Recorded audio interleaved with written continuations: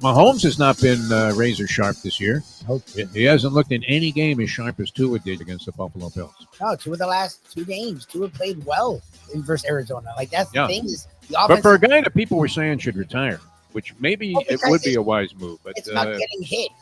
Again, the offensive line, they're having him get rid of the ball like a half a oh second. yeah, no, he just throws it. He doesn't even have the full grip on the snap yet. Are they even in a route yet? Yeah, I mean that's the way he plays. When he's sharp, he No, throws those darts. I have to give Maybe it to they him. I scared mean, he's the as good at spirit. that as anybody we've seen. Maybe they were like, listen, motherfuckers, if he gets touched, you are going to with Liz Cheney. Like the offensive line hasn't played this well in fucking years. The last 2 weeks, they're road grading. Like the way they're running the ball, like is And tough, yeah, tough, good inside running. It isn't always these sweeps, double reverses, No, and it's all of this stuff. flashy. Where they like to pass, toss the ball to Tyreek Hill as he comes around the end, and he gets smacked for a loss of 3. Not even trying it, just powering the ball. Very Dan Campbell-esque in their approach. The time. Wake up with Defo, joined by Lubie. Welcome to the Defo Show.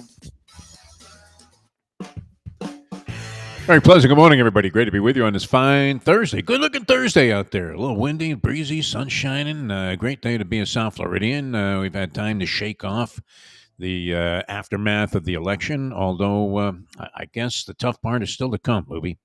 We're trying to figure out where the hell are we going to be. What's that? Have months like that. Everyone's acting like it's today. Like he Day one, baby. It's all turning on day one. He doesn't take office till January. I'm looking forward to the end of the war in the Ukraine. I'm tired of seeing the Russians try to pound the shit out of these poor people for no reason except flexing their muscle and territorial strength. That'll end with one phone call, right? Donnie gets on the phone. When's inauguration day? January something? I think it's the 20th. I think 20th. I think. All right, so by the 21st of January, that war will be over. Oh, that's good. That's one of the first things he's doing. And the Gaza thing, the Palestinians and the Israelis. It'll be done too. It'll be for a very different reason. Should be over, yeah. It'll be over. Well, half of the population won't exist anymore, but it'll be over. Gas will be $1.50. That'd be nice. Return to some prices from 4 or 5 years ago. Gas will jump up, actually. Gas is going to be much more expensive, actually. Social Security going to get eliminated? That would be my big fear. I mean, my stake in this, just from a selfish standpoint, Social Security and Medicare, I'm thinking you must be grandfathered in at this point. You're grandfathered in. The stuff that the Dems are saying is what's going to happen is his political policy. I don't know what you call them, actually. Project 2025 is what you call it. His ideas that he threw out there and didn't say how he would do them. Will bankrupt Social Security. That's what. Oh, okay. There you go. In 6 years, there won't be money, even though right now there's money to fund for infinity, right? Because we keep putting into it, we take it out, but they're going to use that money for other things. I don't know what. I'm sure their own. So it's over in 6 years, is what you're saying. In 6 years, the economists again, unbiased economists, calculated that we would run out of the funding for Social Security. Well, that's really going to help me when I'm like 80. Yes. Will you still be working with me on some podcast? We can grind out a few dimes a month. Hopefully, we'll be able to do that. But that would hurt significantly. And the Medicare is the greatest thing that ever happened to me. When you what's the age where you qualify? Is it 65? I'm not sure how long I've had it. I thought it was 65. Yeah. 65. Okay. Well, whatever it is, I mean, it's the greatest system in the history of the world. If you have Medicare benefits and you go ahead and put a supplement in there behind it, which costs you a couple of $100 a month. I think it's like 3 sticks now. It's gone up. But unlimited, I mean, doctors call you. Hey, would you like an appointment? I got some openings. You're like, what? I just came in 2 weeks ago. No, you could come in again. Like, okay. Yeah, I mean, they really welcome you with open arms. So all of that is in jeopardy, Lubie, you're saying? I thought maybe, I had a sobering moment here, a moment of peace where I thought, geez, you know what? They really can't fuck with the people that are already on this because... they're not taking it away. They're just going to bankrupt the shit out of it. And Medicare... But I mean, if they bankrupt it, then how are they going to pay the people that are getting it? Yes, then you do lose it. Again, these are things why a lot of us are confused as how the election went. Among other things. Medicare, I don't know if they're going to get rid of it, but whereas one side wanted to expand it and give more rights to people under Medicare, they've been very clear they want to shrink it. So I don't think they're getting rid of Medicare, but they definitely don't like people getting help. So What kind of revolt could us old geezers stage? I don't know. See, Look, that would be the least feared group, I would think, in terms of an uprising, where you take these benefits away, which are significant at this point, and they were paid for by all the years of working and paying horrendous amounts of taxes and lots over of all these years. healthcare So costs. Yes. I don't feel like I'm not entitled to these benefits. Although I wouldn't say that I didn't shave a few dollars here and there of income tax, but I paid a substantial amount of tax, obviously, to qualify for these levels of return from the government, so to speak. So we'll see. Anyway, all that's in jeopardy. I can't think about it, and I decided I'm really going to try and break away. I couldn't do it yesterday because I'm so addicted to watching news shows and reaction to these things. What did it amount to, Libby? All of the speculation. It was worse than sportscasting, wasn't it? Yeah, that's the funny thing is, as wrong as I said they were wrong the other way. No one had couldn't be any more wrong. I mean, you could not have fucked this up anymore in terms of anticipating what was going to happen, by what margins, the relative ease with which this red wave overwhelmed what was going on. Now the big move is claiming that 20 million Democrats, registered Democrats, didn't show up to vote. Well, that's. But I would imagine is there an equivalent number of Republicans? A lot of people. Numbers are weird. The early voter turnout was record breaking. That, as much as some of the things were wrong, that wasn't. It was record breaking early voter turnout. It was record breaking new registrations to vote. But somehow we were 20 million votes shy of last time. That's the thing that's weird to understand. Is 20 tons of people registered to vote and then didn't vote. Like, that's really hard to believe. Well, that's one of the reasons we're in this predicament right now. Although there are people celebrating it, thinking that this is a joyous occasion. I don't get it. I mean, none of the things about Donald Trump's character have changed. I mean, the guy's a despicable piece of shit. No doubt about it. And I'll let you finish. It's just about it's become sports now, right? People actually are so into their side. They're not actually thinking what their side is. Like, I've actually had this is the new thing where they're like, just because I voted for them doesn't make me racist. 72 million people aren't racist, but you voted with the racists. Like, we're grown adults. At some point, you have to just because you vote for the guy that doesn't accept responsibility, you have to.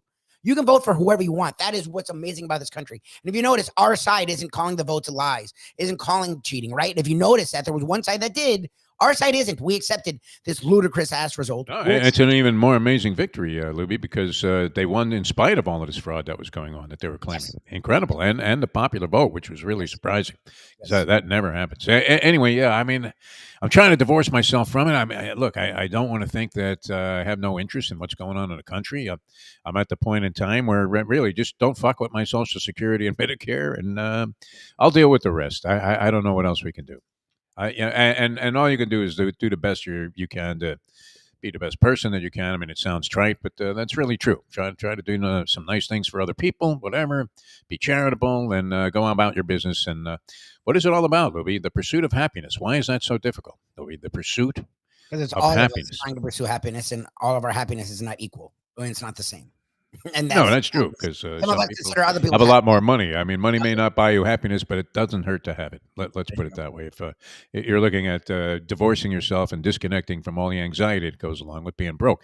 All right, speaking of being broke, a lot of things. The NBA is a treacherous minefield for degenerates, is it not, Lubie? I mean, of all the leagues, all of the different things that you can endeavor to gamble on. Now, horse racing, we know, is tough as nails. I mean, having lost money at the track every year of my life since I was like 15. Not the easiest sport, but I mean, you can make up a lot of ground in a short period of time. I was just looking at this handicapper in a post here. Seems like a very decent fellow, but almost impossible spot to be in where you're picking horses days in advance. It's not easy because there's a big asset in being able to see the field before the race, see the track conditions, weather conditions, all of this shit. So if this guy's putting in his picks maybe a day before the actual races take place, I understand it's not going to be easy, and your natural tendency is going to be to gravitate towards favorites, Louie. Would you agree that in general, all handicappers, for some reason, you rarely see a Mark Lawrence who never gives out a favorite? Yeah. I mean, you're going to pick chalk sometimes. You got to pick what you think is going to win. Yeah, this guy yesterday he buried everybody for the entire Belmont and Aqueduct meeting. His name is Vic Cangelosi. Doesn't that sound like a baseball player, right? Vic Cangelosi. Anyway, he's handicapping the post. He finally won some money yesterday, which was good. But you're looking at a guy that this is what he's doing for a living, essentially. I don't know if he does any other participates in any other stuff at the newspaper there. I'm not sure how much they would pay a guy just to handicap a bunch of races every day. I guess he doesn't really write any articles. So this is his sole purpose there at the New York Post. And it can be very embarrassing trying to pick horses. So routinely, the guy's stuck for the meat. He's trying to pick, in this case, they run 8 races today. You're trying to pick all eight fields.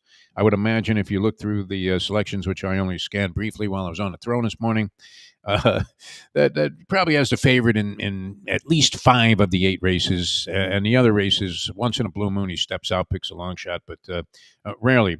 And yet, that seems like a safer thing to do, handicapping horses in advance in the newspaper, betting every race on the card, than NBA handicapping. Witness, Lubie, last night's game where you had the New York Knicks going against the Atlanta Hawks. Look at the circumstances here. The Knicks, highly touted. They got Karl Anthony Towns going now. He seems to be finding his form, but with the New York Knicks, not that he was off, but he had a mild point total in the first game, and then he's coming on more and more strongly with each evolving game. You know that Brunson's all in. This guy's a command. Is there a more dogged player now than Jalen Brunson? He doesn't ever seem to be having a good time, Louis. No, he just busts ass the whole time. Bust his ass the whole time. Yep. Seems to want to integrate the entire team into the equation there. He's not one of these guys, even though he has the ball a lot, he's not one of these guys that you figure is a ball hog, because I believe that he's constantly looking to see if he can help somebody and dish off the ball for an easier basket than what he's capable of doing. But yet, one of those guards that he can get you out of a jam there. You're backed up against the 24-second clock, 4 seconds to go. He's got possession. He can create his own shot, either inside or outside. A dynamic player. So they have all that going for him, the New York Knicks. And the Atlanta Hawks had been horrible so far earlier this year. They just lost by 30 to the Boston Celtics. You would be very hesitant, reluctant to lay 8 points with the to take 8 points with the Atlanta Hawks. You're probably more than willing to lay 8, even though the Knicks are on the road. It's a suspect number by NBA standards. We talked about the Phoenix Suns, who beat the Heat last night and didn't cover the point spread. So that was another game where you might have been right about the outcome of the game, but you end up losing your money because the spread was 5.5 and the Heat ended up within 3. Actually had a chance at the end of the game. Did you see the end of that Heat game, Lubie? I just saw a highlight. No. One of the worst, Eric Spoelstra, one of the worst executed final plays. They have a chance to tie the game with a 3-point shot at the end of the game. Limited time, a few seconds left. So they weren't in a great spot, but they don't even get a shot off, which is weak, right? You got all these chuckers from the outside, and you can't even hoist one from even mid-court or whatever. Nothing. So they end up losing by 3. And if you bet on the Phoenix Suns, which I had given out one of their games earlier this week, thinking that they would really paced the 76ers. They only won by 2, laying 6. But in this game, you're getting 8 points with Atlanta. It didn't seem like enough. They just lost by 30 to the Boston Celtics. And they end up, this guy was the number 1 overall pick. Do you remember who it was, Lubie? The Frenchman, Zachary Resiker. Oh, God, yeah, no, not this draft. 33 points last night. And sure enough, the Hawks beat the Knicks outright in this game. A minefield, this NBA is. Who could have? How could you possibly have looked at the two teams in this possibility or in this particular ball game and not thought, my God, Knicks can name their own score in this one? I guess what would it always be tempting? I'm going to have to check this out. How underdogs and favorites are faring in the NBA so far this year, but impossible, right? How do you get a Golden State goes on the road and beats outright the Boston Celtics, holds them to 40 points in the first half of that game, and ends up winning 7.5-point underdogs. Golden State off to an amazingly good start. It can't be addition by subtraction, can it? They lose Clay and they got better. They're better. They're 7-1. They've been phenomenal so far this year. Well, that's the thing. Last year, and that's when that wasn't. Wiggins almost all year was dealing with injuries, and if you remember the year before, or was it when they won their most recent title, Wiggins was a huge part of that. And last year, Wiggins was in and out of the lineup a lot. So maybe Wiggins being there now. I know Clay Wiggins assumes a bigger role. I don't know. It's weird. Like that they're Klay doing. Thompson looked like he had genuinely lost a step No, he's not or a senior. two. And they Yeah. added Buddy Hield, a younger guy that can shoot. So maybe that picks up that slack. 7-1, and he beat the Celtics in Boston last night. Beat them sort of handily, and we're getting 7.5 points. They're very tough. You would think any bet against Orlando right now without Banchero in there. I mean, they've been getting absolutely slaughtered, clubbing of seals type of stuff, and so they're getting 7 last night, and the line ends up being exactly on 118-111. They lose to Indy, but I don't know that you could have given enough points, right? That line would have. It ended up being a no contest in terms of the degenerate betting. You don't win, you don't lose, but nonetheless, I mean, that seemed like a scant, low number of points to give a Banchero-less Orlando Magic, who had fallen completely apart in his absence, where they were getting pounded by 20, 30 points every game. So tough. How do you figure it, Lubie? What do you always go with a bounce theory that nothing is going to last forever in the NBA? Well, what can you count on consistently? I don't know. In NBA basketball? I don't know. NBA early season. I mean, I don't pay My attention to God. NBA till like friggin' April, to be brutally honest these days. But NBA early on, I mean, you're seeing it. The Knicks, who I think will be one of the teams in the end that makes a nice run in the Eastern Conference playoffs for 3 and 4. And How the fuck did they lose to Atlanta? Losses. They've had some pretty weird, like the way they lost to the Celtics on opening night was fucking weird. To Same lose thing. Hawks like that is weird. Like, the Hawks.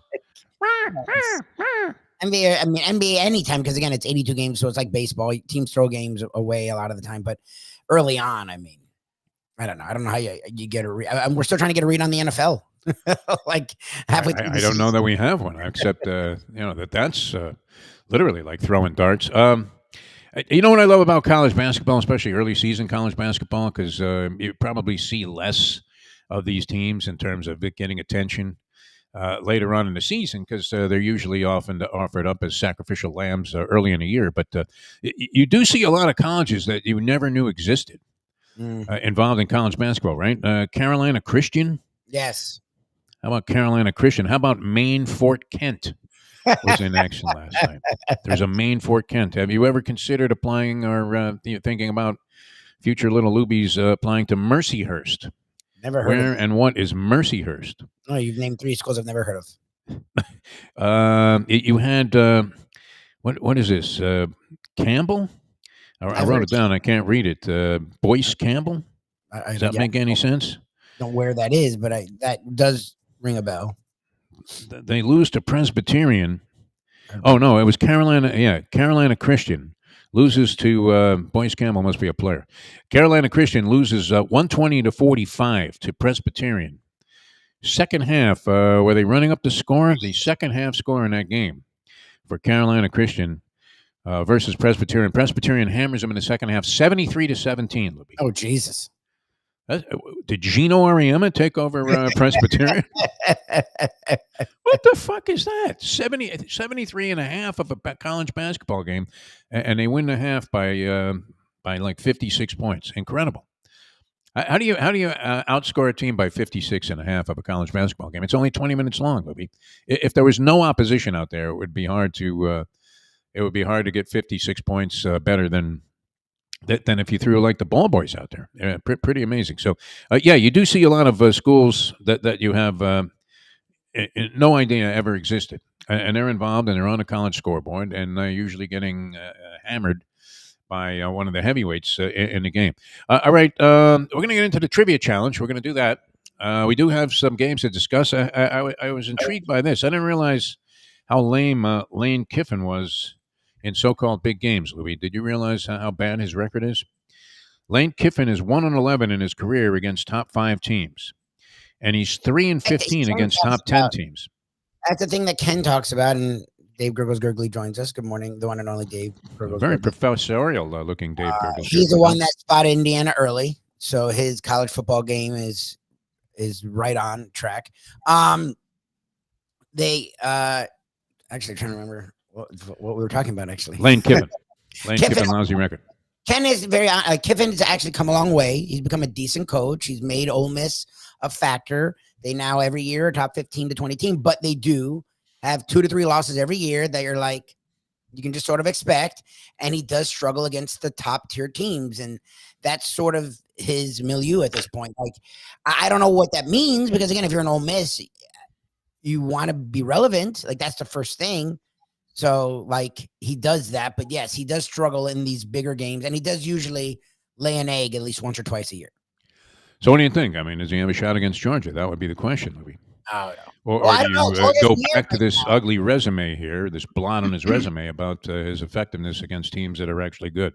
Well, the problem is Ole Miss does put up points, and Georgia's offense is sort of a disaster. Like, even in the games they've won, they struggle offensively, at least for a half. Like, even Mississippi State, where they did put up a lot of points and won by 10, it takes them a half to get going. Ole Miss with Jackson Dart, who's been there, like, who's now been in college like 6 years, is one of those offenses that scores. And I think no matter who they play, they do put up points. So yeah, I don't know in that one, actually. Like, Georgia's not the same Georgia. They're not. Carson Beck is throwing a lot of interceptions, and whatever Georgia quarterbacks do, they may not always be highlight guys. They don't turn it over. That's a big thing for Georgia quarterbacks.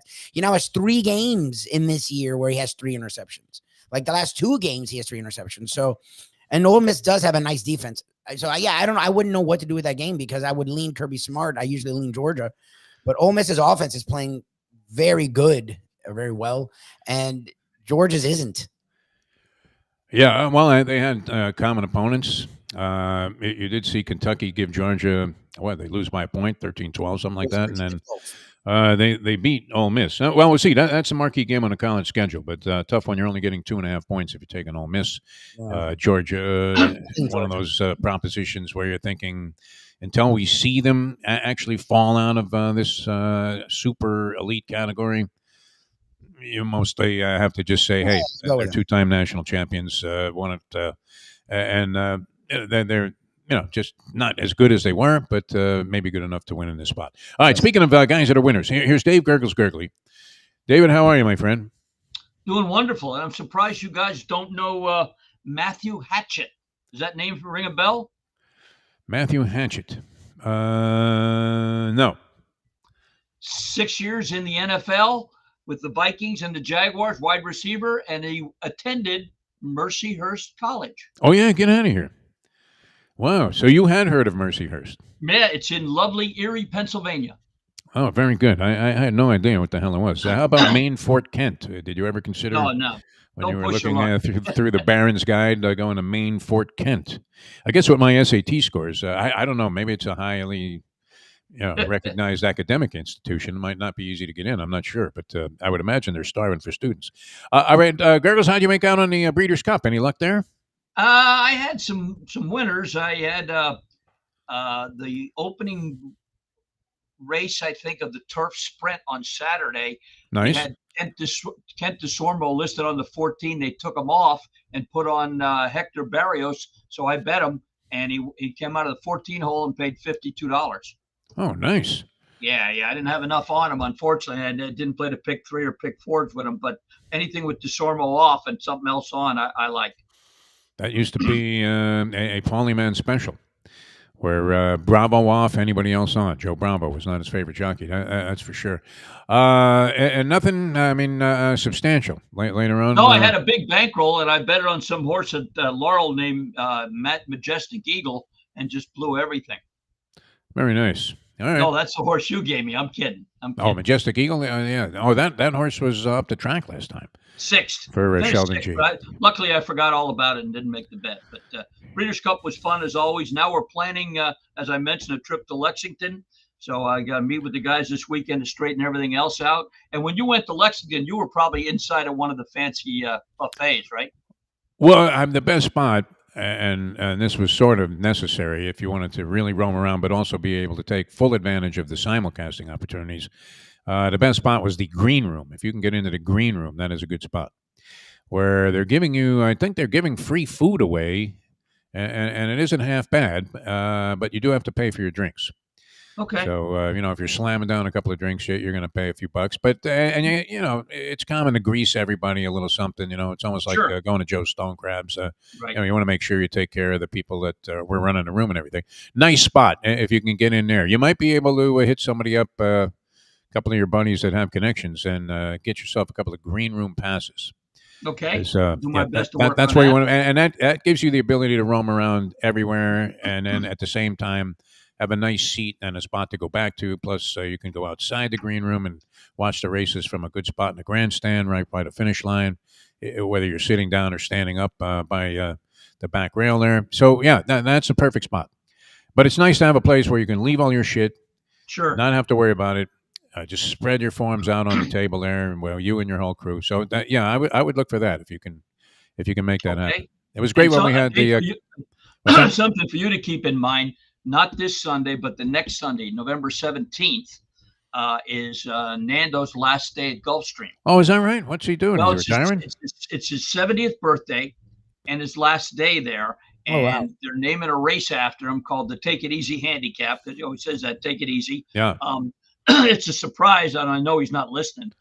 His brother's flying in from California. They've got a whole group of people showing up. So if you're inclined, stop by and say hello that day. But if you go earlier, don't mention it to him because he doesn't know anything about it.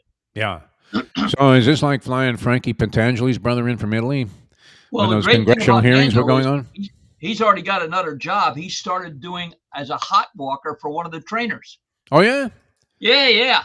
Oh, he loves It's this a guy named Doug Sayerville who's 0 for his last 72. All right. Well, maybe Nando can liven up the stable there. 4 days a week for him.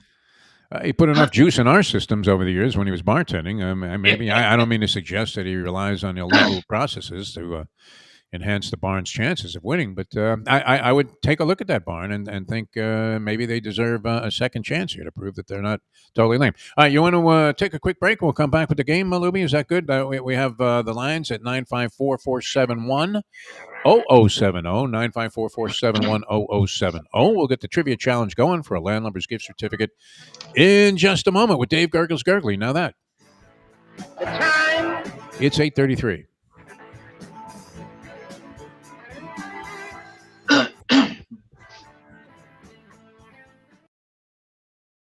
Champions, the outstanding simulcasting room at beautiful Hialeah Park.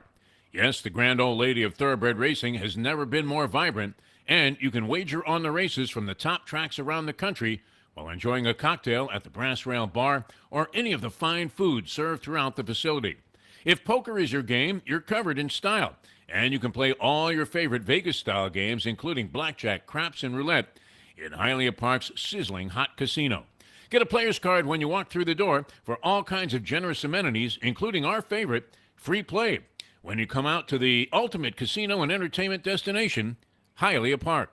These days, we're all looking for comfort anywhere we can find it. Thank goodness for Landlubbers Raw Bar and Grill in Plantation, because they are making sure you are as comfortable as possible. First of all, they're not only open for delivery and pickup. All you have to do is go to landlubbersbarandgrill.com for both pickup and free delivery. You're going to have the best wings in the world. You're going to have a great burger. You're going to have their amazing soups. Again, Landlubbers Raw Bar and Grill. It's nice and easy. Just go to landlubbersbarandgrill.com for both your pickup and free delivery. Thank goodness for Landlubbers for making you always feel right at home. Are you looking to buy your first home? Have you been turned down for a loan? Do you need to refinance or get money out of your home?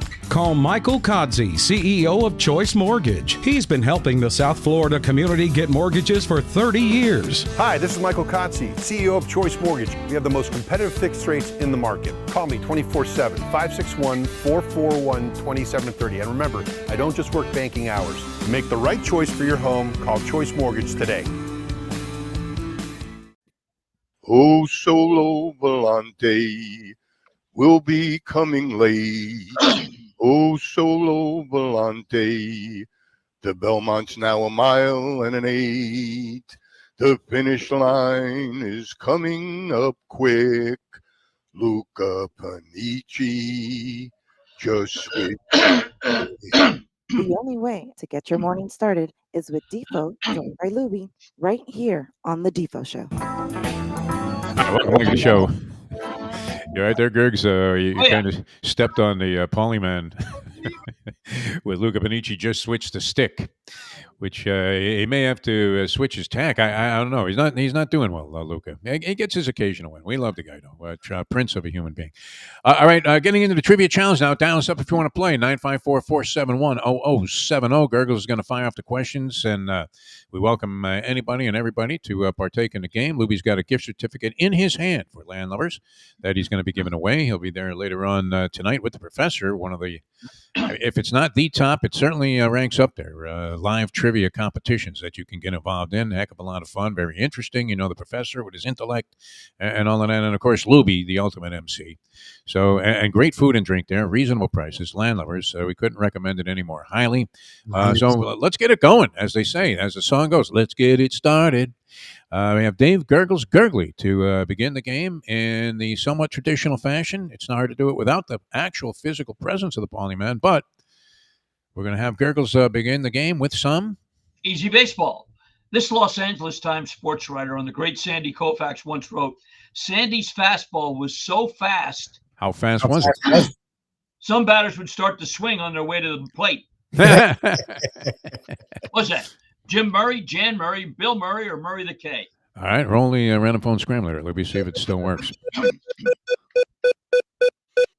Look at this. Wow, this is, as we say, always encouraging because, the recent developments did not seem favorable. But, Andy, you're still with us, and you're on the Trivia Challenge. Good morning, sir. Hey, brother. How you doing? Mr. Lubie. Kamala had a better week than me, but Oh, God. Oh, unbelievable. I'll go with Murray the K. Okay, you got 1 point. You have 1 point, and you're going for two. All right, Andy, baseball, true or false? Believe it or not, Yogi Berra and Phil Rizzuto, while they were starting with the Yankees in the 50s, probably needed to earn some extra money, and both of them worked for a gentleman in Newark, New Jersey, who sold suits in the off season.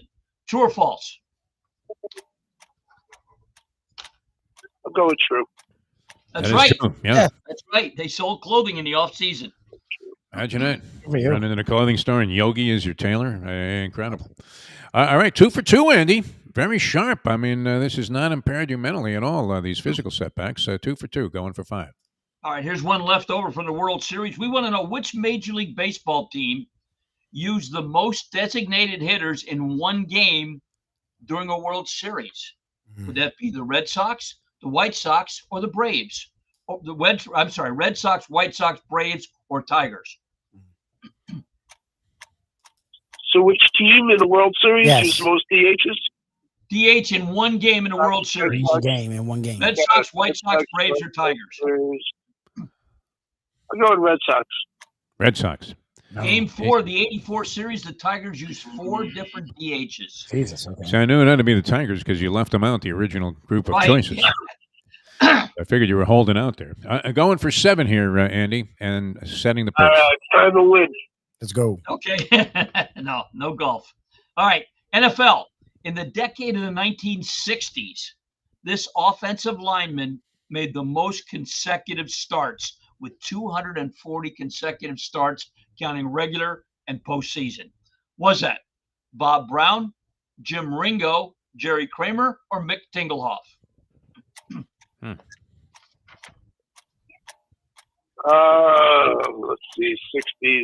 Well, the only one I'll go with Kramer. I'm going to say Jim Ringo. Probably Jim Ringo. Probably Jim Ringo. Who was? Oh, Tingelhoff did it?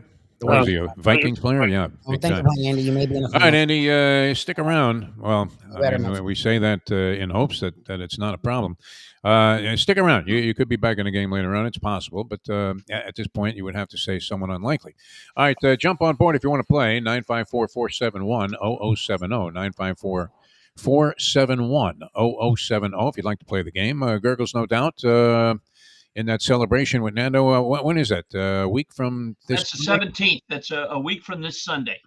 Okay. What will you be bringing? A box of parting gift of Perdomo cigars? Well, what we did is I got all the guys to chip in when they hit a race or something like that, throw a couple bucks in. We'd actually bought him airfare, rental car, hotel, and tickets to the Packers game on Thanksgiving night in Green Bay. Oh, wow. Yeah. That's very nice of you, Dave. So anything left over, and it's significant. Does he know about that, or does he have no idea? No, he doesn't know anything about this. Okay. And we're going to present him a check that day with what's left over for spending money.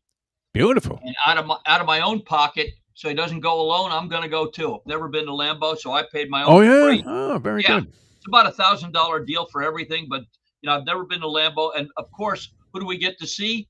They play the Dolphins that night. Oh, how crazy is that? Yeah, you can't get away from those Miami Dolphins, Gurggles, no matter how hard you try. But you're right. Yeah, we'll give him a Perdomo cigar for the trip, and you don't have to go all the way to Green Bay to get him. You can get him at 5150 Northwest 167th Street on the Palmetto, just a little bit east of the Home Depot on the south side of the street. I was there this week. Bruce is now manning the front desk. He's an ex-police officer, owned his own cigar shop, very knowledgeable guy. He loves everybody when they come in. He's great to greet you. Go in there, get yourself a great Perdomo cigar, get a box. We've got Thanksgiving and the holidays coming up. What a great gift. And if you don't know what your people like, you can get them a gift certificate as well. 305-627-6700. It's on the screen. PerdomoCigars.com is the website to find a retailer near you if you want to get one on a Saturday or Sunday. Unfortunately, you can't get any here at Miami Lakes Golf Club. We're literally closed right now, probably till December of 2025, maybe. Oh, wow. $10 million makeover. I'm just in the office doing the Zoom right here, but we're closed completely. But you don't have to be closed when you want a Perdomo cigar. And our Perdomo pick of the day, watch out for tonight. It is the Appalachian Mountain Men against the Coastal Carolina Chanticleers. And I know your post probably has it. I think Appalachian might be a 1-point favorite in that game. Tonight's game. Coastal Carolina is favored by one. Favored by one. I like Appalachian State over the Chanticleers tonight. And whether that wins or loses, put something great in your mouth with a cigar from Perdomo Cigars. Line up either way, right? I mean, that's the way to approach life at this point. What else can you do except throw your hands in the air in exasperation and say, let's hope it isn't so bad in the end. All right, we're ready for our next set of questions. We have Andy failed to total more than 2, so nobody really with a qualifying number for the finals here yet. So let's get into it. Dave Gurggles Gergely, our next set of questions. One of my favorites, boxing. This fighter on his retirement from the ring said, I got it made. I got a wife and a TV set, and they're both working. What was that? The great Willie Pep, Joe Pepitone, Joe Garagiola, Frank Viola.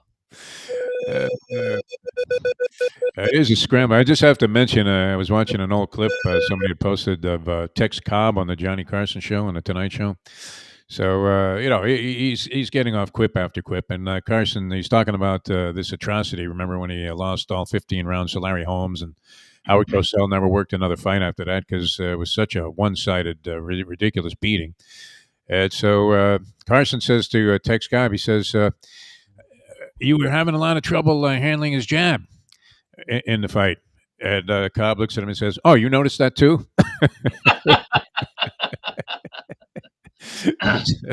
he was great, man, when it came to this sort of thing. No wonder he made it as a comedic actor. All right, Ron, you're on the Trivia Challenge. Good morning, Ron. Good morning, fellas. Let's go with A. A is correct. You have 1 point. All right, Ron, you back from Saratoga? Yes, sir. Yeah, it was a great trip. We had a lot of fun. You went the best time of year. You can't lose any money. They're closed. All right. Which seemed kind of futile to me, Gurggles. I don't know. Spend. Right, true or false, I guess these guys have connections there. Yeah, maybe. Roots. Baseball, true or false? Believe it or not, Dodger great Don Drysdale once appeared on the TV show Mr. Ed, and he gave up a home run to that horse. Wow. True or false? Let's go true. I'm going to say true. No, actually, it was Sandy Koufax that did it. So a little bit of a tough question. Wow, that was a brutal trick question, Gurggles. What are you talking about? And then Lasorda said, wow, that horse is quite a good player. And his manager, and Wilbur Young, his boss, said, not really. He missed second base. Good stuff. Dave Gurggles Gergely. All right, another baffling true-false question. You have 1 going for 4. All right, Ron.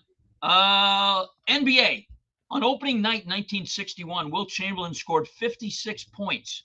It was only the second time on an opening night that a player scored 50 or more. Who was the previous player to score more than 50 on an opening night?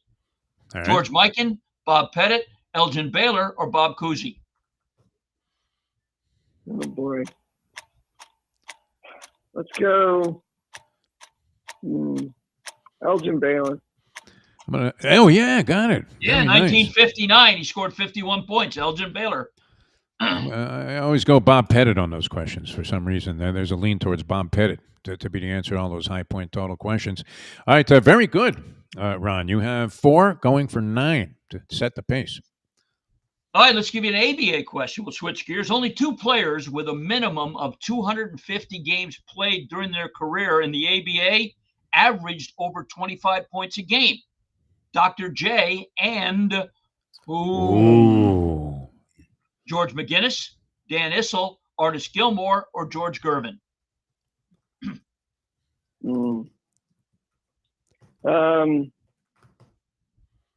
Let's go Dan Issel. Issel? Yes. Wow. 25.6 points. You're right. I mean, if you hadn't totally tripped him up with that devastatingly devious true-false question, substituting Colfax for Drysdale. I mean, they were synonymous with each other, Gurggles. He should get a half a point. But anyway, 9 for Ron. I just misses getting the sweep. 954-471-0070. 954-471-0070. If you'd like to play the game, we'll try and work on a couple of more players before we make our exit here on the Thursday edition of the show. Tomorrow, the Professor Big Board has been outstanding of late, and his big board last week was that the one of the lame statues in sports, Lubie? That was just definitively brilliant. Well, we had Iron Eagle on the show yesterday, Gurgs, hysterical. I always try to lure him into something of a comedic nature to start things out. Don't want to talk hardcore sports necessarily, even though he's excellent at it. And so I throw him a thing about the Dwayne Wade statue. And it turns out he was deeply involved in this thing because his son, Noah Eagle, had become very close to Dwayne Wade while covering the Olympic Games and the Olympic team. And so they had spent time together, and it was verified and validated once again that Wade, who said, he was in on this thing. I don't know. I mean, if somebody did that to you, Gurggles, would you immediately scratch them off and distance yourself from them as a friend? This architect or whatever sculptor apparently was working with Dwayne Wade, and then he pulled the hood off this atrocity. Amazing. Yeah, he said it, and he said, well, that's the best I could do, which is pretty lame, actually. But speaking of Iron Eagle, I would think him and his son would be the number one broadcast father and son team, and I'd put him ahead of the Collinsworths, obviously. But what a nice treat. How about Jack and Joe Buck? What about Jack and Joe Buck? Well, yeah, that's true. But I mean, of the living, let's say. Of the living. That's true. But Iron Eagle and his boy, they're both really good. They're great, man. They sound the same, too. Yeah. Well, we have Ian on the show frequently, and every time Lubie requests Noah to come on, they send us an email back saying, trying to have your people get in touch with our people at another time. It's like, what? We call Iron Eagle. He's on the fucking show. It doesn't matter what time it is, where he is in the country. All right, let's get into our next set of questions. Dave Gurggles Gergely. All right, here we go. NFL. This veteran defensive player on his relationship with longtime coach George Allen said, he's really great to us old guys. As a matter of fact, he's got one trainer just to treat varicose veins. Alex Harris, George Maharis, Roger Maris, or Roger Repose? All right, roll it, Lubie. We have Pat. Speaking of Syracuse connections there, or Saratoga connections. Pat, you're on the Trivia Challenge. Hello, guys. How are you, Pat? Pat, how you doing? A is correct, my friend. All right. All right, Pat. Football. Believe it or not, the current Pope on November 1st, for all you Catholics out there, is All Saints Day. October 31st is All Souls Day. On All Saints Day, November 1st, the Pope sent out a national tweet suggesting the great work the Saints have done through the years, and it was #Saints. Unfortunately, this tweet also went to New Orleans Saints fans who did not receive it well after their team lost 7 straight. Oh, jeez. True or false? That's a long tale. I'll say it's true. True. It is true. True. Very nice, It Pat. is true. Way to go. 2 for 2. Excellent. All right. 3 points. All right, Pat. When the Dolphins scored 70 versus the Broncos in 2023, Jason Sanders tied a longtime record for most kick attempts in a game with 10. Tying this longtime record set originally by whom? Charlie Gogolak, George Blanda, Jan Stenerud, or Kevin Butler?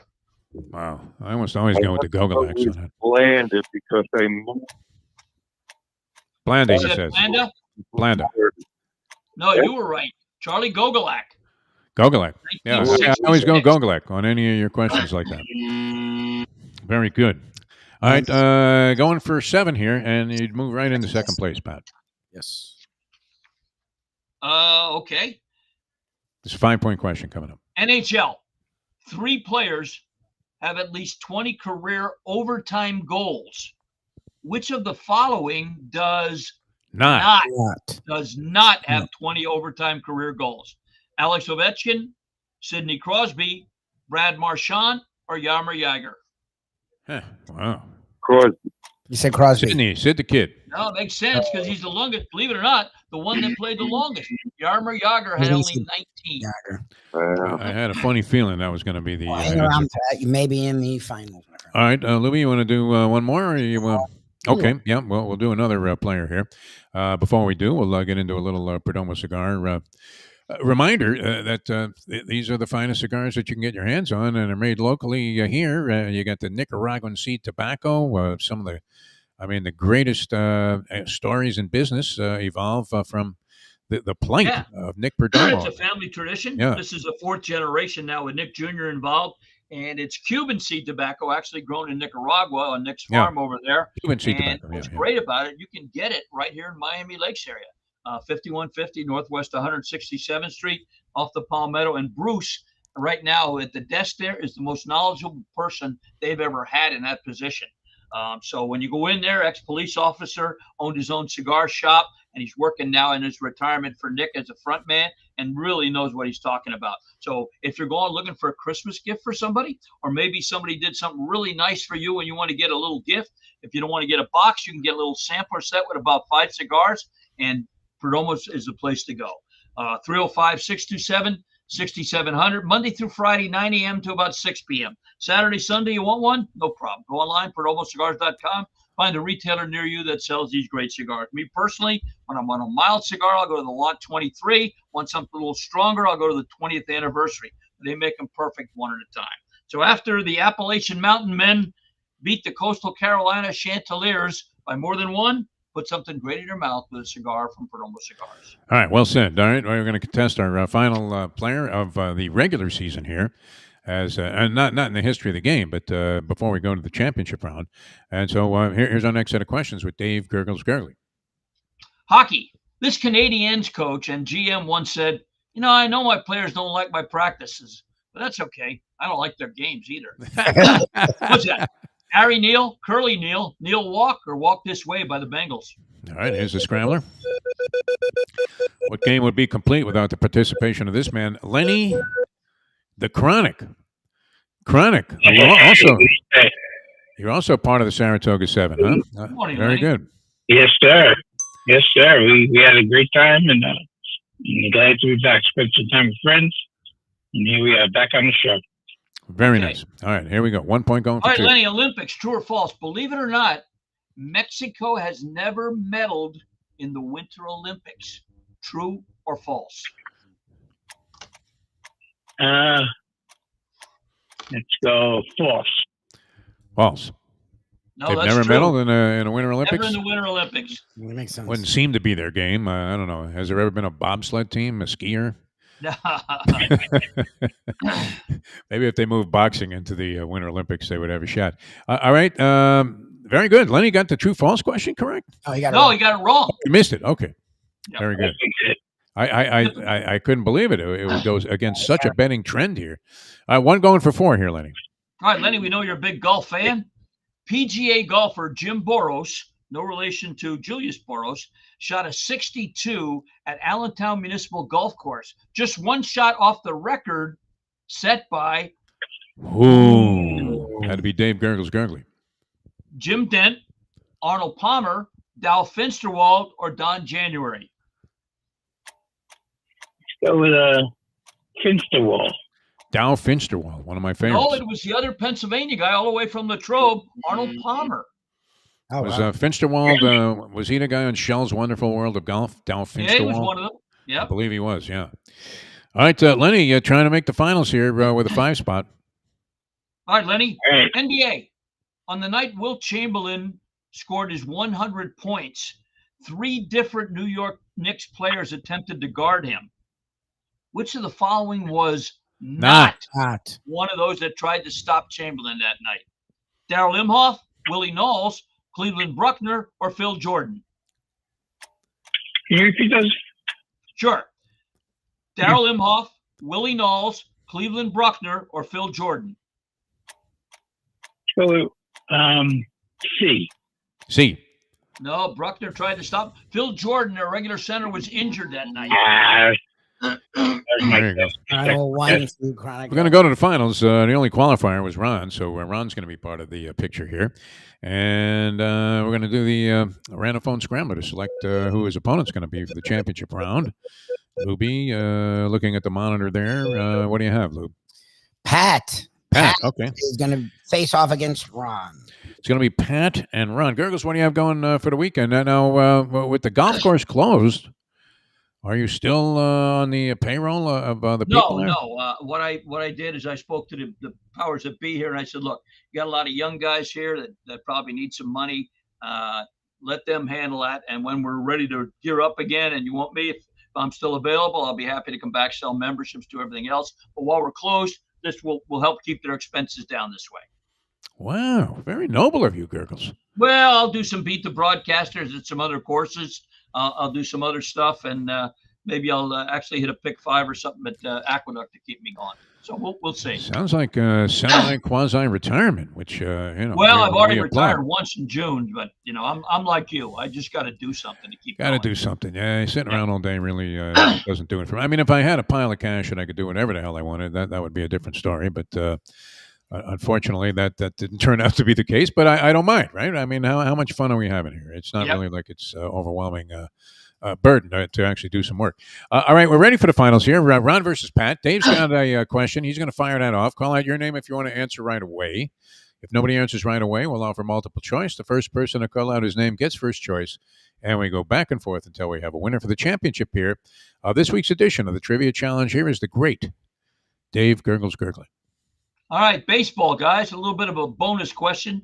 This Hall of Famer once appeared on an episode in 1971 of Mission Impossible as a military guard. All right. Anybody? Nobody? Was it Frank Howard, Don Drysdale, Johnny Bench, or Brooks Robinson? Pat. Drysdale. Pat, who was it? Pat, what do you got? Drysdale. Drysdale. He says Drysdale. No. Drysdale is not the answer to any question on the show today. All right. That leaves 3 for Ron. Was it Frank Howard, Johnny Bench, or Brooks Robinson? Let's go Frank Howard. Big Frank Howard. That would have been my guess. No, incorrect. So it's either Bench or Brooks, Pat. Brooks, Robinson, Pat. Johnny Bench or Brooks Robinson? Bench. Bench. Johnny Bench. Johnny Bench. Yes. Believe it or not. Did Brooks Robinson do any ads? That comes out of nowhere and wins the championship. Very good. Very good. All right, Gurggles, great job. It's a week from Sunday with the Nando celebration. Yep, the 17th. So if you can make it by, swing by. We'd love to see you. That'd be nice. Yeah, that'd be a lot of fun. I mean, one of the greats. Always in good spirits there. Always made you feel good. You how many hours did you log at that bar in your many days at the track? My God. Yeah. Mike is your buddy's name, the guy that you're always buddy with? What's that? The guy that you're always with there that sits in the corner, very quiet. William.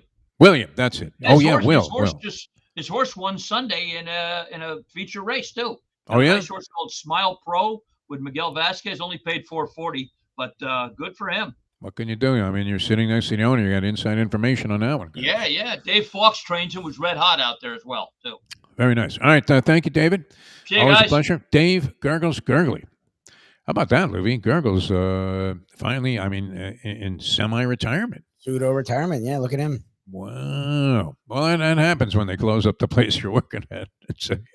Guess what? We'll be open again. What did he say? December of 2025? Next year. Yeah. They're redoing the entire thing. That's a long way off.